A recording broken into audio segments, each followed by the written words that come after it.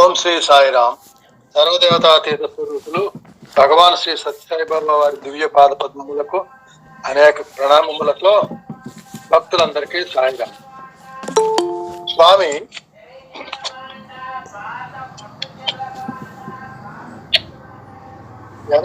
ఎనభై ఒకటవ సంవత్సరంలో జన్మదినమునకు ఇచ్చినటువంటి సందేశాన్ని చదువుకుంటున్నాం. నిన్న కొంత చదువుకున్నాం. ఈ రోజు దాంట్లో అణుశక్తి గురించి చెప్తున్నారు. అణుశక్తి లేని పదార్థము జగత్తున కానరాదు. ఈ అణుస్వరూపము దాని స్వభావము నుండే జగత్తంతా వ్యాపించుచున్నది.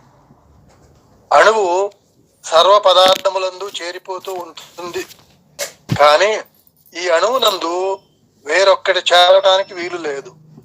అణువే అన్నింట్లోనూ చేరుతుంది. ఆత్మతత్వము గాని బ్రహ్మతత్వము గాని అణుస్వరూపములో సర్వ పదార్థములందు వ్యాపించవచ్చును. బ్రహ్మతత్వం అణుస్వరూపంలో అన్నింట్లోనూ వ్యాపించి ఉంటుంది, కానీ తన యందు మాత్రము ఏ పదార్థము వ్యాపించడానికి వీలు లేదు. అయితే ఏ అణువునందు ధర్మీభూత జ్ఞానము చేరియుండునో ఆ పదార్థము ఆత్మస్వరూపముగా నిలుస్తుంది. ఏతావాత సర్వ పదార్థములందు ఈ అణుశక్తి వ్యాపించి ఉండుట చేత సర్వ పదార్థము ఆత్మస్వరూపములను స్పష్టమగుచున్నది. కారణమేమనగా ఆ అణుశక్తి లేని పదార్థము జగత్తున కానరాదు. ప్రతి పదార్థమునందు ధర్మీభూత జ్ఞానం అనే అణుస్వరూపము చేరటము చేత భూత జ్ఞానము అనేటువంటి పదాన్ని పరిచయం చేస్తున్నారు. ధర్మీభూత జ్ఞానం అనే అణుస్వరూపము చేరటము చేత ప్రతి పదార్థమునందును దేహము ధర్మీభూత స్వరూపాన్ని ధరిస్తుంది. ధర్మీభూత జ్ఞానం అనే దానిని ధర్మభూత జ్ఞానము క్రింద మన దేహముగా మార్చుకొనుచున్నాము. అది ధర్మీభూతము. ధర్మభూత జ్ఞానమేమో శరీరమునకు సంబంధించిందిగా మార్చుకుంటున్నాం. దేహమునందు ఈ ధర్మీభూతం అనే అణుశక్తి సర్వత్రా వ్యాపించి ఉండడం చేత ఆత్మస్వరూపం అనే మానవత్వము అనే సత్యాన్ని గుర్తించుకోవాలి. ఆత్మస్వరూపం అనే మానవత్వం, ఆత్మస్వరూపమునే మానవత్వం అనే సత్యాన్ని, ఆత్మస్వరూపమునే మానవత్వం అనే సత్యాన్ని గుర్తించుకోవాలి. పదార్థములు ఎన్ని మారినప్పటికీ దీనిలో ఉన్న అణుశక్తి మారటానికి వీలు లేదు. ఉదాహరణకి ఇది ఒక వెండి టంబ్లరు. ఇది ధర్మభూత జ్ఞానం, ఇది కార్యరూపము. దీనికి కారణ స్వరూపము వెండి. కారణము లేకుండా కార్యము ఉండటానికి వీలు లేదు. నిన్న ఇదే చెప్పినట్టు మధ్యలో చెప్తున్నా. ఏ పదార్థమైనా తీసుకోండి, ఇదొక చేతి రుమాలు అనే పదార్థం. ఇందులో కూడా అణుస్వరూపమైన ధర్మభూత జ్ఞానం ఉంటున్నది. దీనిని కాల్చి భస్మం చేసినప్పటికీ దీనిలో భస్మం అనే అణుస్వరూపం ఉంటుంది. రూపములు మారినవి గాని అణుస్వరూపమైన ధర్మ ఆత్మతత్వము మారలేదు.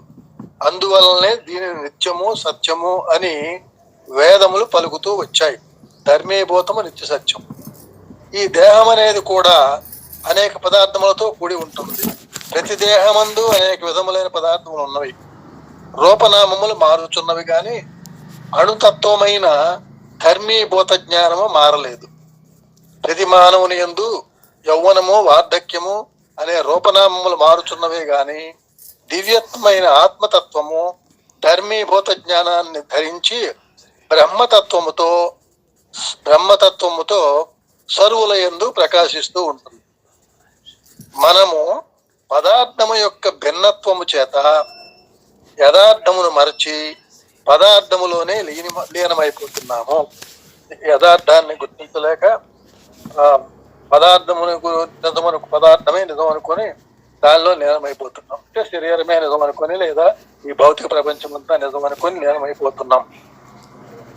కాసేపు అలా ఆలోచించినప్పటికీ కూడా సత్సంగాలు విన్నప్పుడో లేదా పుస్తకాలు చదివినప్పుడో కొంచెం సేపు అనిపించినప్పటికీ మరలా నిజ జీవితంలో పడిపోయేసరికి మళ్ళా మనసుని మాయ అనేది ఆక్రమించి మనం ఆ మరుపు అనేది సహజంగా వస్తూనే ఉంటుంది. అందుకే మనకి రాగద్వేషాలు ఇవన్నీ కూడా త్వరగా వదిలేటటువంటివి కావు. ద్వేషమైనా త్వరగా వదులుకోవచ్చు, కానీ రాగమును వదులుకోవడం అనేది మాత్రం చాలా సాధన చేస్తే గాని అది వదిలించుకోలేం. ప్రేమ స్వరూపులారా, పదార్థము ప్రధానం కాదు. పదార్థం అంటే కంటికి కనిపించేది. ప్రతి పదార్థమును పరార్థముగా మార్చుకోగలగటమే మానవత్వం యొక్క విలక్షణము. కనపడేటువంటి పదార్థమును పరార్థముగా ఆలోచించాలట. అదే మానవత్వం యొక్క విలక్షణం, ప్రత్యేకత. బంగారం ఒకటిగా ఉండవచ్చు, నగలు వేరు వేరు రూపంలో ఉండవచ్చు, నగల రూపనామములు వేరుగా ఉండవచ్చు, కానీ వానిలో ఉన్న బంగారం ఒకటే కదా. ఆ విధంగానే మానవ స్వభావములు భిన్నముగా ఉండవచ్చు, కానీ అన్నింటి యందున్న ఏకత్వాన్ని పరిశీలించినప్పుడు అన్నింటి యందున్న ఆత్మతత్వం ఒకటే అని గోచరిస్తుంది. అప్పుడు మాత్రమే అందరూ సమానులే అనుకోగలము. మధ్యకాలమందే విభేదములు ఏర్పడుతున్నవి, కానీ చావు పుట్టుకలు అందరికీ సమానమే. చక్రవర్తి మొదలు చండాలుని వరకు పుట్టినప్పుడు ఇంత బట్టనైనా కట్టుకొని రారు. పోయే సమయమందు కించిత్ అడ్రస్ అయినా ఇచ్చిపోరు. ఈ రెండిటి యందు సరువుల దేహతత్వము ఏకత్వముగా ఉన్నప్పుడు ఆత్మతత్వము కూడా సమానమని చెప్పుటలో ఏమాత్రమూ సందేహం లేదు. మానవులంతా సమానమని చెప్పడంలో అర్థం కూడా ఆత్మతత్వమును దృష్టిలో పెట్టుకునే, కానీ ఉపాధుల్ని అనుసరించి మాత్రం అది ఏకత్వముగా ఊహించుకోవటానికి అందుబాటులో ఉండదు. ఎవరికి ఎవరో ఎంతకాలము ఈ సంబంధ బాంధవ్యములు అయితే మాత్రం ఉన్నంత వరకు మన కర్తవ్యములను నెరవేర్చడము మానవత్వం యొక్క ప్రధాన ధర్మం. ఒక్కొక్క వ్యక్తి ఒక్కొక్క కర్తవ్యమును నిర్ణయించుకున్న తరువాత ఆ కర్తవ్యమును తాను చక్కగా పాటించాలి. ఇహమున సుఖింప హేమతారక విద్య, పరమున సుఖింప బ్రహ్మ విద్య. విద్యలున్న హేమతారక విద్య అనగా సంపాదన, జీవితం గడుపుకోవడం. పరమున సుఖింప బ్రహ్మ విద్య. నిజముగా సర్వము బ్రహ్మము నుండి పుట్టుచున్నను, ప్రపంచమంతా బ్రహ్మముపై ఆధారపడి ఉన్నప్పటికీ బ్రహ్మమునకు కించిత్తైనా బాధించదు. ప్రపంచమంతా బ్రహ్మముపై ఆధారపడి ఉండినప్పటికీ బ్రహ్మమునకు కించిత్తైనా బాధించదు. పాముకు నోటి యందే విషముండును. పై సెంటెన్స్ పెద్ద సెంటెన్స్ ఇది. ఒక్కొక్క వ్యక్తి ఒక్కొక్క కర్తవ్యం నిర్ణయించుకున్న తరువాత ఆ కర్తవ్యమును పాటించాలి బాగా. హేమన సుఖింప హేమతారక విద్య, పరమున సుఖింప బ్రహ్మ విద్య. నిజముగా సర్వము బ్రహ్మము నుండి పుట్టుచున్నను, ప్రపంచమంతా బ్రహ్మముపై ఆధారపడి ఉండినప్పటికీ బ్రహ్మమునకు కించిత్తైనా బాధించదు. అది ఈ ప్రపంచము బాధించదు. పాముకు నోటి యందే విషముండును, అది ఆ దంతములతోనే అనేక పదార్థములను తినును, కానీ తన విషము తనను బాధించుచున్నదా? తేలు తన తోక యందే విషము ధరించును, అయితే తన విషము తనను బాధించుతున్నదా? అదే విధముగానే దైవత్వమునకు ప్రకృతి తన స్వరూపమైనప్పటికీ దైవత్వము దానితో ఏ సంబంధము లేకుండా ఉంటుంది. అనగా ఈ ప్రకృతిలో సంభవించేటువంటి కష్టములు అనుకున్నవన్నీ కూడా ఇవేమీ కూడా పరమాత్మకు అంటవు. విషయవాసనలు కలిగి భ్రాంతితో నిండి సంబంధ బాంధవ్యములతో పట్టుబడిన మానవులకే ఈ బాధ గాని, ఎట్టి సంబంధము లేక సర్వము తానే అన్న ఏకత్వముతో ఉన్న భగవంతునికి మాత్రము బాధలు ఎందుకుంటాయి? మనం గది చుట్టూ 100 అద్దములు పెట్టుకుంటే 100టి యందును మన ప్రతిబింబమే కనబడుతుంది. ఈ 100 ప్రతిబింబమును చూచి నీవేమైనా భయభ్రాంతులకు గురవుతున్నావా? ఇవన్నీ నావేనని అనుకుంటావు. అదే విధముగా ఈ దేహములన్నీ భగవంతుడు ధరించిన అద్దము వంటివే. ఈ దేహమునందున్న ప్రతిబింబము తాను ఒక్కడే. దీనివల్ల ఎట్టి మార్పులు కూడా ఉండవు. దేహాత్మ, జీవాత్మ, పరమాత్మ అని శృతులు 3 విధములుగా విభజిస్తూ వచ్చాయి. దేహాత్మ, జీవాత్మ, పరమాత్మ. ఈ మూడింటి సంబంధం ఏమిటి? సముద్రం ఉన్నదనుకోండి, దీనిని శృతులు కూటస్థుడు అని కూడా పిలుస్తూ వచ్చాయి.